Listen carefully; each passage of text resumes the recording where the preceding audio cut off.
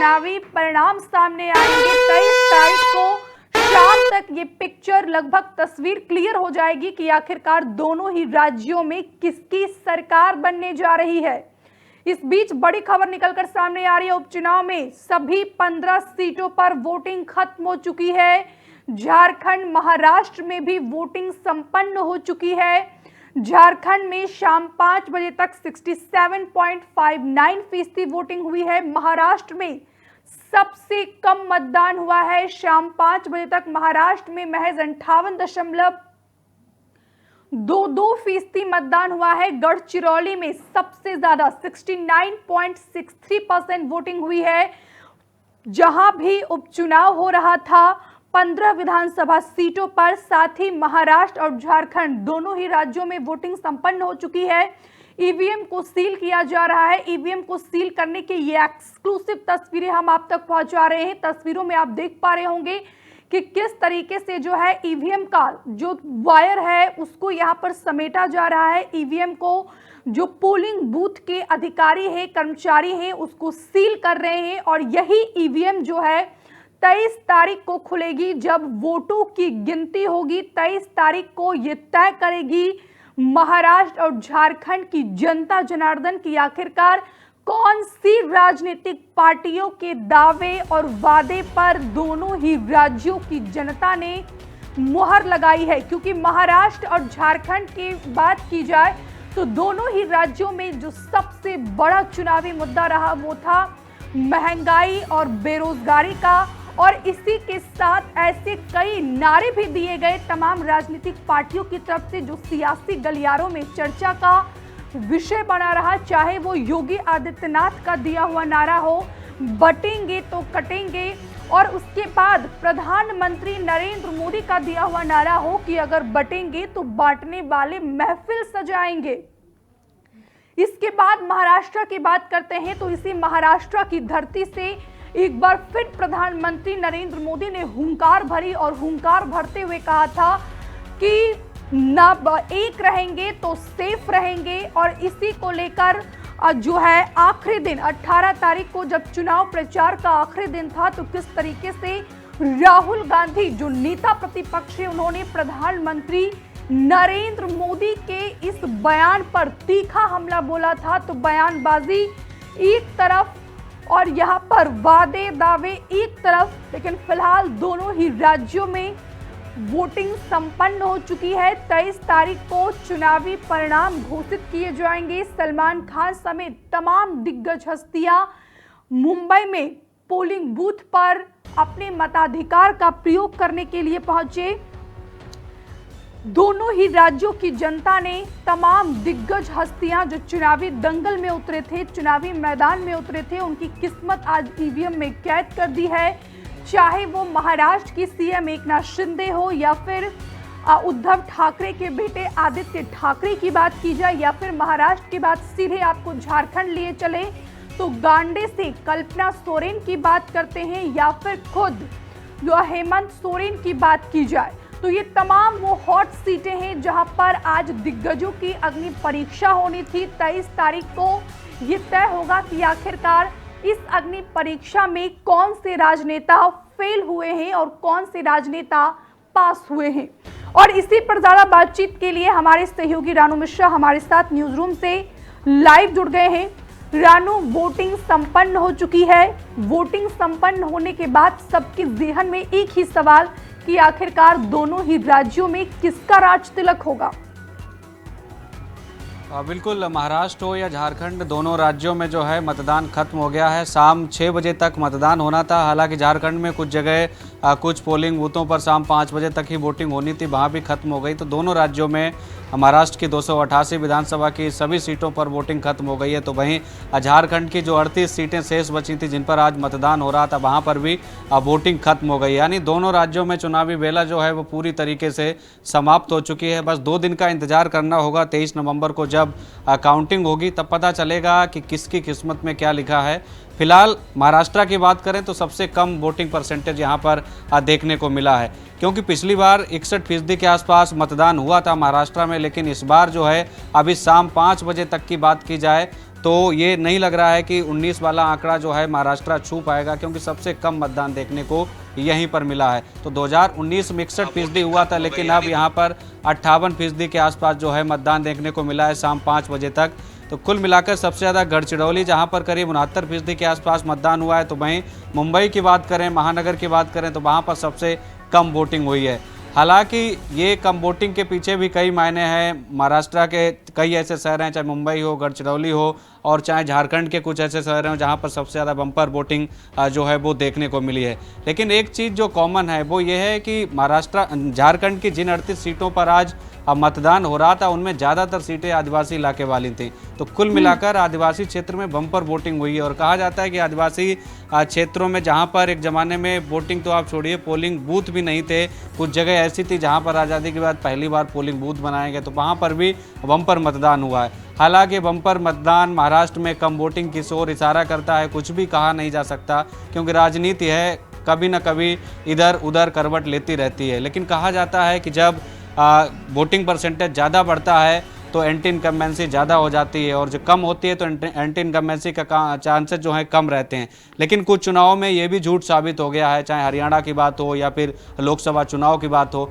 फिलहाल 23 तारीख को जब काउंटिंग शुरू होगी सुबह 8 बजे, तब देखा जाएगा कि क्या कुछ जनादेश दोनों राज्यों से आ रहा है। लेकिन कोई भी राजनीतिक दल ने किसी प्रकार की कोई कसर नहीं छोड़ी, चाहे महाराष्ट्र की बात हो, चाहे झारखंड की बात हो, या फिर जिन 13 राज्यों में 47 सीटों पर उपचुनाव होना था उनकी बात हो। हालांकि आज तो 5 राज्य की 15 सीटों पर ही विधानसभा उपचुनाव के लिए वोट डाले जा रहे थे, वहां पर भी वोटिंग पूरी तरीके से संपन्न हो गई, चाहे पंजाब की 4 सीटें हों, यूपी की 9 सीटें हों, या फिर राजस्थान, मध्य प्रदेश और केरल की 1 सीट हो। तो कुल मिलाकर वोटिंग जो है वो पूरी तरीके से संपन्न हो गई है। बस 21, 22 और 23 तारीख को काउंटिंग होनी है। हर जगह से नए संकेत मिलेंगे, नई राजनीति देखने को मिलेगी। लेकिन बड़ी चीज़ यह है कि महाराष्ट्र में जहां महायुति की सरकार है, तो वहीं झारखंड में इंडिया गठबंधन की सरकार है। दोनों जगह क्या दोनों सरकारें रिपीट होंगी या दोनों तरफ से विदाई होगी, तो ये आने वाला वक्त तय करेगा। लेकिन महाराष्ट्र में उठापटक जरूर मची हुई है, क्योंकि जिस तरीके से कल जो राष्ट्रीय महासचिव है विनोद तावड़े, उनका जो वीडियो वायरल हुआ कैश बांटते हुए, हालांकि जब पुलिस अधिकारी वहां पर पहुंचे और मौके से 9,53,000 के आसपास कैश भी बरामद हुआ था। इस मामले में 3 FIR भी दर्ज की गई हैं।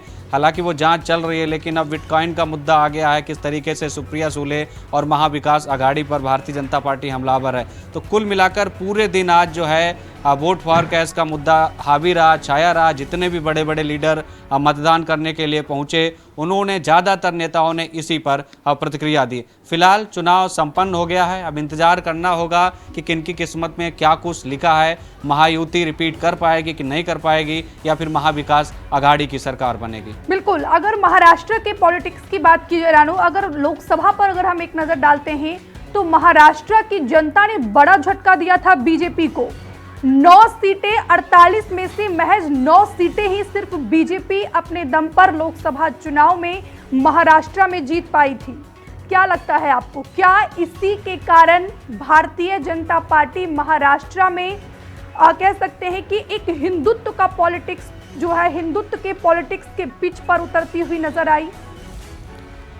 बिल्कुल, देखिए, हर चुनाव में कुछ मुद्दे ऐसे होते हैं वो कॉमन ही रहते हैं। जैसे जाति जनगणना, कांग्रेस पार्टी, जब से ये कांग्रेस पार्टी ने मुद्दा उठाया है, राहुल गांधी ने मुद्दा उठाया, लगभग हर चुनाव में उन्होंने इसको एजेंडा बनाया, और फिर विपक्षी पार्टियां भी धीरे धीरे इनको समर्थन करने लगी। चाहे सहयोगी दल हों या फिर राज्य स्तर के क्षेत्रीय दल हों, उन्होंने भी इसको समर्थन किया और वो भी मांग कर रहे हैं। तो ये तो कॉमन हो गया विपक्ष की तरफ से जाति जनगणना वाला मुद्दा। लेकिन जिस तरीके से हिंदुत्व की बात भारतीय जनता पार्टी लगातार शुरू से ही करती आ रही, जब से पार्टी बनी है 80-85 से, तब से ही लगातार एक कह सकते हैं धारकोर उनकी बनी हुई है। लेकिन अभी जब महाराष्ट्र का चुनाव हुआ है, तो 2-2 बयान जो देखने को मिले, उन्होंने जरूर कह सकते हैं लोगों को अचरज में डाल दिया। और इन मुद्दों पर भारतीय जनता पार्टी से लेकर महायुति आपस में ही बट गई। चाहे सीएम योगी का वो बयान हो कि कटेंगे तो बटेंगे, और उसके बाद किस तरीके से इस पर महाभारत शुरू हुआ। विपक्ष ने तो मुद्दा बनाया ही बनाया, लेकिन इसमें महायुति आपस में बट गई। महायुति की तरफ से जो अजीत पवार हैं, एनसीपी के मुखिया, उन्होंने ही आपत्ति जताई। एनसीपी तो छोड़ दीजिए, भारतीय जनता पार्टी में ही आपस में खींचतान शुरू हो गई। किनारा कर लिया सीएम योगी के इस बयान से, और ये कह दिया कि ये उनका अपना निजी बयान होगा। बल्कि प्रधानमंत्री मोदी ने जो बयान दिया था कि एक हैं तो सेफ हैं, जितनी भी रैलियां उन्होंने महाराष्ट्र में की, हर रैली में इस चीज़ को उन्होंने दोहराया। मंच पर चाहे नेता मौजूद हों उनसे दोहरवाया हो, या फिर वहाँ पर जनता जनार्दन जो रैली में आए थे उनसे भी यही कहलवाया, एक हैं तो सेफ हैं। इस नारे का समर्थन जरूर भारतीय जनता पार्टी के नेताओं ने किया, लेकिन सीएम योगी के उस नारे से बटेंगे तो कटेंगे से किनारा कर लिया। इन नारों की भी खूब औचार देखने को मिली। इसके अलावा विपक्ष की तरफ से बात करें तो जाति जनगणना का मुद्दा उठाया गया। एक तरफ प्रधानमंत्री ने जब कहा कि एक हैं तो सेफ हैं, कांग्रेस पार्टी ने इसका भी तोड़ निकाला और कहा कि ये है नरेंद्र मोदी का एक हैं तो सेफ हैं। सेफ का मतलब तिजोरी, और उस तिजोरी से निकाला उद्योगपति गौतम अडानी और प्रधानमंत्री मोदी की वो तस्वीर बना हुआ एक पोस्टर। तो कुल मिलाकर सत्ता पक्ष की तरफ से जो मुद्दे उठाए गए उनका कार्ड निकाला गया। अडानी पर भी राजनीति खूब देखने को मिली। धारावी का चाहे प्रोजेक्ट हो जो अडानी ग्रुप को दे दिया गया, इसको लेकर भी बीजेपी को यहाँ पर कह सकते हैं सामना करना पड़ा विपक्ष की तमाम उन चुनौतियों का। फिलहाल इन सबके बीच जनादेश क्या आएगा ये देखने वाली बात होगी। और महाराष्ट्र में एक जो अग्नि परीक्षा है, हालांकि अग्नि परीक्षा तो 288 सीटों पर तमाम प्रत्याशियों की है ही, लेकिन जो सबसे बड़ी जो लड़ाई है महाराष्ट्र में वो नकली और असली की है, क्योंकि 2 शिवसेना है, 2 एनसीपी हैं, 2 महाविकास आघाड़ी में हैं और 2 महायुति में हैं। तो इनकी भी अग्नि परीक्षा है कि आखिर असली कौन नकली कौन। क्योंकि अभी लोकसभा का जब चुनाव हुआ था तब हमने देखा था, तब महज एक ट्रेलर था कि असली कौन है और नकली कौन है। फिलहाल ये विधानसभा चुनाव स्पष्ट कर देगा कि जनता जनार्दन जो है वो एनसीपी किसको पसंद करता है, शिवसेना किसको पसंद करती है, क्योंकि दोनों तरफ 2-2 धड़े बटे हुए हैं। असली वाली जो शिवसेना और एनसीपी है वो इस वक्त महायुति का हिस्सा है, और नकली इसलिए कह सकते हैं क्योंकि चुनाव सिंबल से लेकर या फिर कहें पार्टी का नाम तक सब कुछ अलग कर दिया गया है, वो इस वक्त जो है महाविकास आघाड़ी में है। लेकिन जो संस्थापक सदस्य कहें या फिर पुराने दिग्गज नेता कहें या मालिक कहें पार्टी के, वो इस वक्त महाविकास आघाड़ी में है, जिनको लोकल नाम मिले हैं, लोकल कह सकते हैं सिंबल मिले हैं। तो असली नकली की लड़ाई ज़्यादा है। लेकिन यहाँ पर अगर देखा जाए चुनाव की तो मुद्दे जो थे वो लगभग सभी ने सब मुद्दे उठाने की कोशिश की। आरोप प्रत्यारोप की भी राजनीति देखने को मिली। बस 2-3 जो मुद्दे थे सबसे ज़्यादा हावी रहे। एक तो हिंदुत्व की राजनीति बीजेपी की तरफ से, कटेंगे बटेंगे एक है तो सेफ है जैसे नारे, और दूसरी तरफ जो विपक्ष उठाता रहा वो अडानी का मुद्दा। चाहे उद्धव ठाकरे भी हर रैली में यही कहते आए कि धारावी का जो प्रोजेक्ट दिया गया है अडानी ग्रुप को, वो धारावी को बर्बाद करने के लिए दिया गया है। तो कुल मिलाकर दोनों तरफ से मुद्दों की बौछार रही, और यही सियासत झारखंड में भी देखने को मिली। बस झारखंड में थोड़ी कहानी उलट हो गई। यहाँ पर धारावी के सहारे अडानी और प्रधानमंत्री मोदी पर निशाना साधा गया, तो झारखंड में कहानी अडानी के सहारे यहाँ भी प्रधानमंत्री और बीजेपी पर निशाना साधा गया। बस यहाँ पर हसदेव के जंगल थे। तो कुल मिलाकर यहाँ पर एक दूसरा और मुद्दा था घुसपैठिए का। फिलहाल देखना होगा इन मुद्दों पर क्या जनता वोट करेगी कि नहीं करेगी, या फिर सरकारें रिपीट कर पाएंगी कि नहीं कर पाएंगी। ये 23 तारीख जब काउंटिंग होगी तभी स्पष्ट हो पाएगा। बिल्कुल, 23 तारीख को जब आखिरी चुनावी परिणाम आएंगे दोनों राज्यों के, तभी ये क्लियर हो पाएगा। लेकिन यहाँ पर रानू, आप असली और नकली की बात कर रहे थे। आप ये हमारे दर्शकों को समझा रहे थे कि लोकसभा चुनाव में महाराष्ट्र की जनता ने बाकायदा एक ट्रेलर दिखा दिया कि असली शिवसेना कौन है, नकली शिवसेना कौन है। तो क्या ये माना जाए कि 23 तारीख को जब चुनावी परिणाम सामने आएंगे महाराष्ट्र की, तो महाराष्ट्र की जनता एकदम पिक्चर आउट कर देगी कि आखिरकार असली और नकली कौन है? बिल्कुल, देखिए जनादेश बहुत कुछ तय कर देता है, और जनादेश ये तय करेगा 23 नवंबर को कि महाराष्ट्र में असली नकली की जो लड़ाई और मुद्दा छिड़ा हुआ है। मुद्दा ऐसा है कि आप देखिए देश की सर्वोच्च अदालत में अभी हाल ही में याचिका गई अजीत पवार की पार्टी से, और सुप्रीम कोर्ट को ये कहना पड़ गया, बेंच को ये कहना पड़ गया कि आखिर भाई कब तक आप शरद पवार के नाम पर, शरद पवार के सिंबल पर लोगों के बीच जाएंगे, वोट मांगेंगे। ये छोटी मोटी चीज़ें हमारे पास लेकर मत आइए, अपनी खुद की पहचान बनाइए, अपनी खुद की पहचान के आधार पर जनता के बीच आप जाइए। और अजीत पवार को फटकार लगाई सुप्रीम कोर्ट ने। तो आप समझ सकते हैं कि किस तरीके की असली और नकली की लड़ाई है महाराष्ट्र में 2 पार्टियों के बीच, शिवसेना और एनसीपी। फिलहाल इनकी अग्नि परीक्षा है, इनकी अग्नि परीक्षा ज़्यादा है। अगर इनको जनादेश आता है शरद पवार की पार्टी एनसीपी, शरद पवार को और शिवसेना उद्धव गुट को, तो जाहिर सी बात है साबित हो जाएगा कि असली कौन है, नकली कौन है। और अभी लोकसभा चुनाव में हमने ट्रेलर देखा है किस तरीके से महाविकास आघाड़ी ने ज़बरदस्त सीटें लोकसभा में पाई थी। बीजेपी 9 सीटों पर सिमट गई थी 48 में। तो कुल मिलाकर अब देखते हैं विधानसभा चुनाव में क्या होता है। फिलहाल विधानसभा चुनाव लोकसभा चुनाव में भी काफ़ी फर्क होता है, लेकिन देखते हैं महाराष्ट्र में सियासत किस ओर करवट लेती है। बिल्कुल रानू, आप नज़र बनाए रखिए। फिलहाल के लिए बहुत बहुत शुक्रिया आपका, तमाम बातचीत के लिए, तमाम जानकारी के लिए। तो ये सबसे बड़ा सवाल है कि आखिरकार महाराष्ट्र और झारखंड की सियासत किस ओर करवट लेती है, महाराष्ट्र और झारखंड में किसका राज तिलक होने वाला है, किसकी सरकार बनने वाली है। आप कमेंट करके हमें कमेंट बॉक्स के जरिए जरूर बताइए कि आखिरकार महाराष्ट्र और झारखंड का सियासी समीकरण आपकी नज़र में किस प्रकार का है। लगातार हम आपको तस्वीरें दिखा रहे हैं। 23 तारीख को दोनों ही राज्यों के चुनावी परिणाम आएंगे और 23 तारीख को ये तय होगा कि दोनों ही राज्यों में किसकी